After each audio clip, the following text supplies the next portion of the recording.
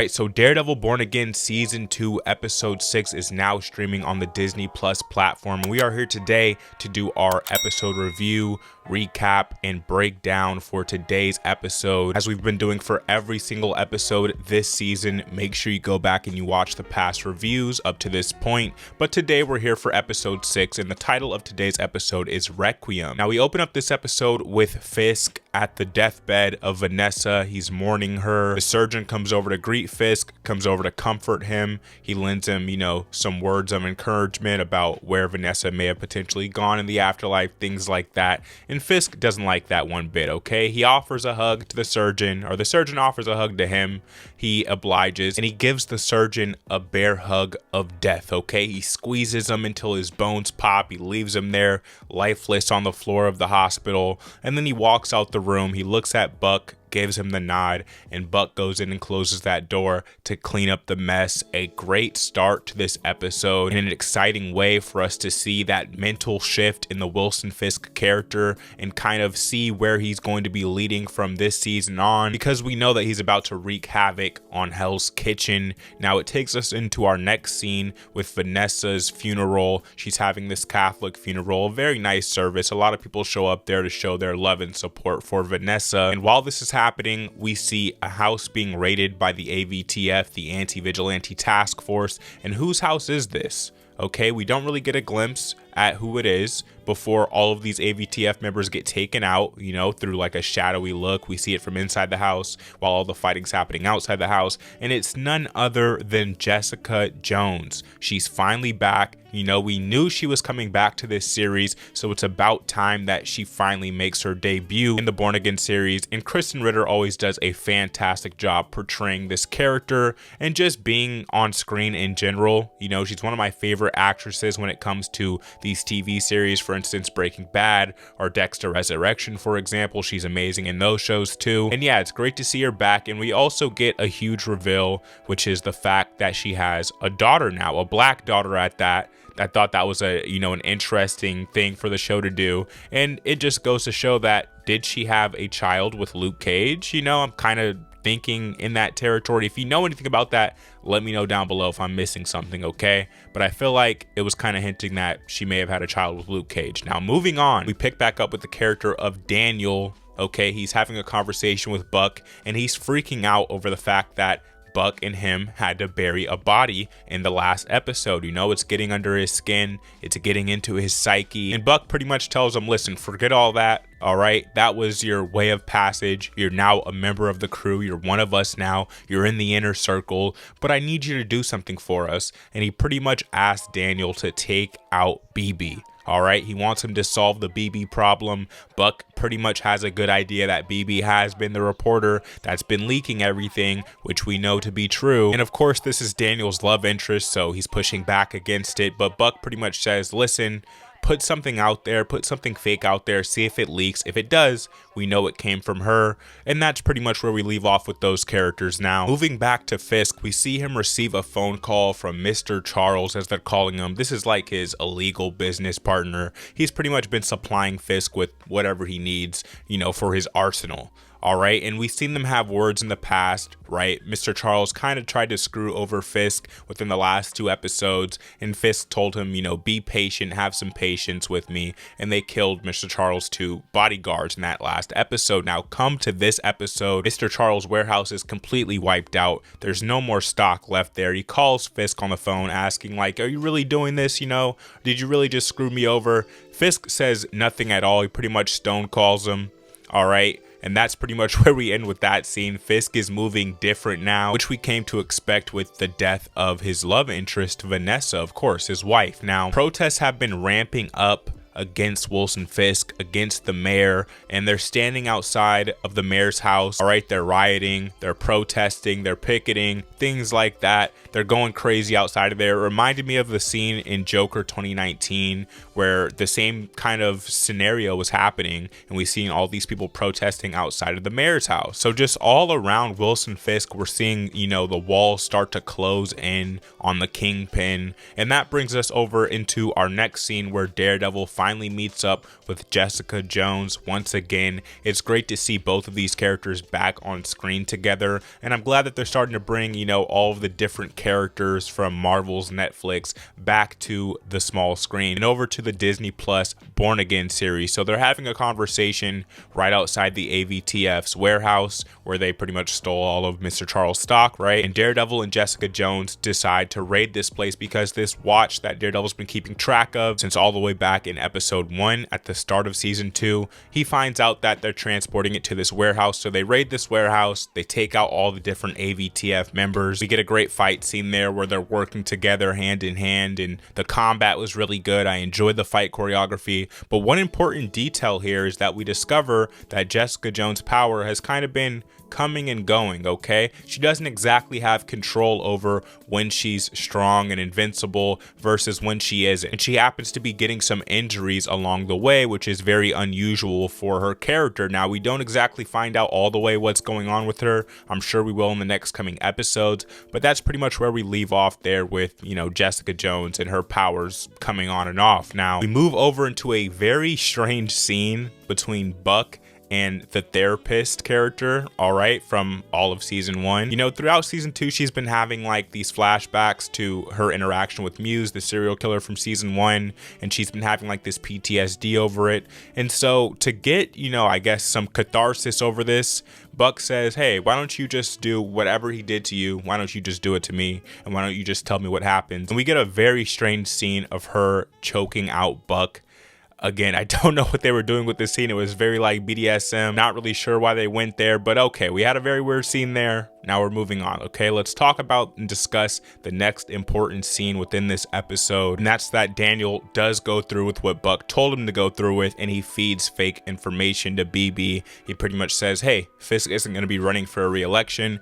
He's going to do a one and done here, and so if she puts out that report, they will know, hey, she is the one doing the Fisk broadcast and she is the leak from inside the office, which obviously we know she's been this entire time. So it's just a matter of time before they catch this reporter and her wrongdoings or her good doings, depending on how you look at it, considering Fisk is the villain of this series. Now we pick back up with Saunders in the AVTF, right? Our head like AVTF chief. We've been seeing him every single episode. He's like the #1 top guy for the task force. He does everything that Fisk tells him to, and he starts to suspect Saunders, all right? He notices that Saunders has been acting weird, that his heart isn't fully into the task force, and we obviously know that this guy is an informant for Daredevil and Karen Page. We found that out, you know, a couple episodes ago where Karen Page captured him and he agreed to be their informant. Well, there is more to discuss when it comes to these two characters and their interactions, but we'll do it, you know, later inside of this review.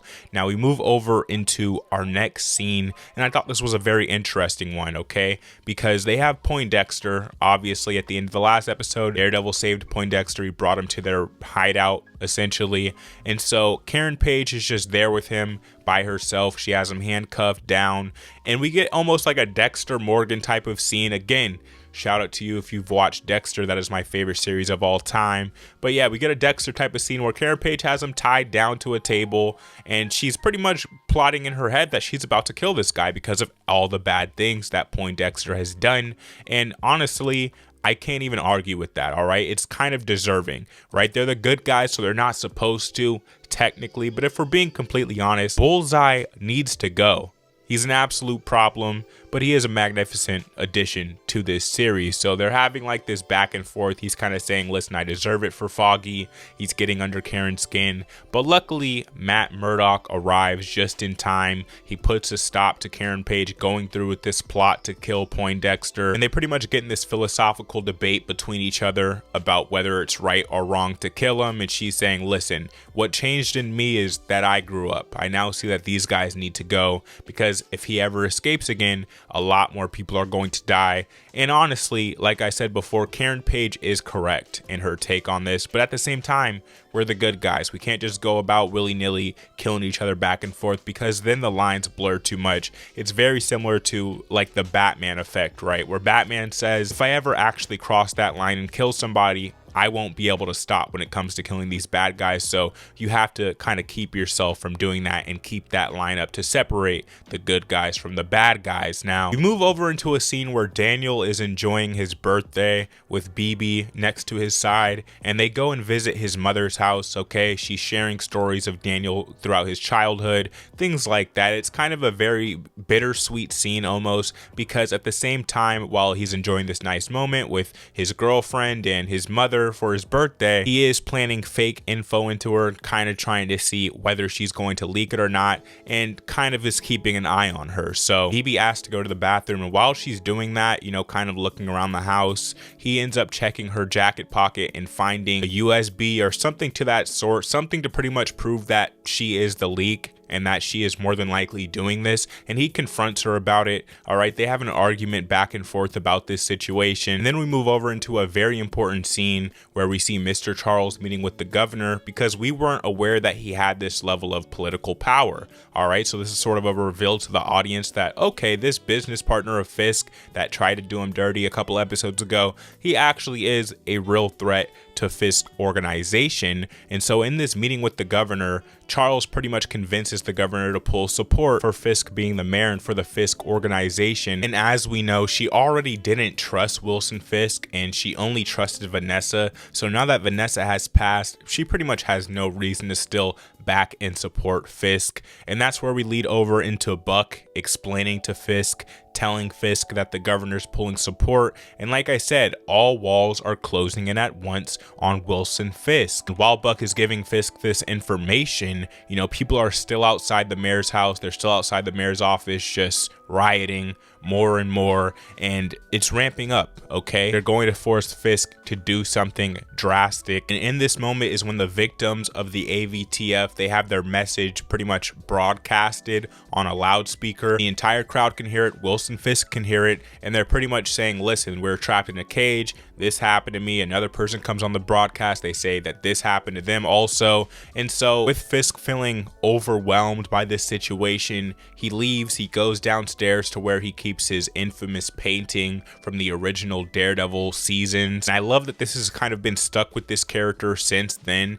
You know, it's that first time he meets Vanessa at the art gallery, and he's been just staring at this painting religiously for every single season up until this point. So while he is looking at this painting, that is when the Daredevil Matt Murdock shows up to confront Wilson Fisk, and it's about time because we haven't seen these characters together since what, episode 1, I want to say, right? And so it's been building up to this moment of when are we going to see Matt Murdock versus the Kingpin, Daredevil versus the Kingpin once again, and that moment finally comes. We get a fantastic fight scene between Daredevil and Wilson Fisk. It's amazing choreography. Okay, Wilson Fisk seems to be getting the better of him throughout this fight, which that surprised me. All right, but we know he's like an underrated fighter, and of course he was doing boxing training throughout the beginning part of this series, and he had that boxing match. It was rigged, but still, we know Wilson Fisk can throw down when he needs to because we've seen him do it in the past seasons of the Daredevil series. Now, while this is happening, the AVTF is having trouble holding their line against the rioters.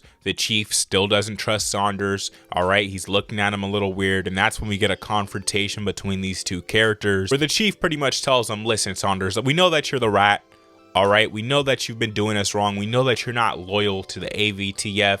And in that moment, he kills Saunders. All right, he straight up kills him. And after he does this, he just blames it on the rioters. He blames it on the crowd, which is hilarious. And then that's when, you know, lethal force is authorized on these rioters outside the mayor's place. Now, we got the AVTF about to open fire on the crowd. And then we go back to Fisk and Daredevil. They're still fighting. They're still throwing down. Fisk at this point is beating the hell out of Daredevil, has him like pinned up against the wall, just throwing shots at him right over and over. Like I said, it was an amazing fight scene. He throws Daredevil through the painting, through that classic painting. And you know, it almost signifies what's going on with Fisk and how he's mentally breaking here. And like I said, those walls are all the way closing in on him at this moment in time. And kind of that painting represents Vanessa in his life.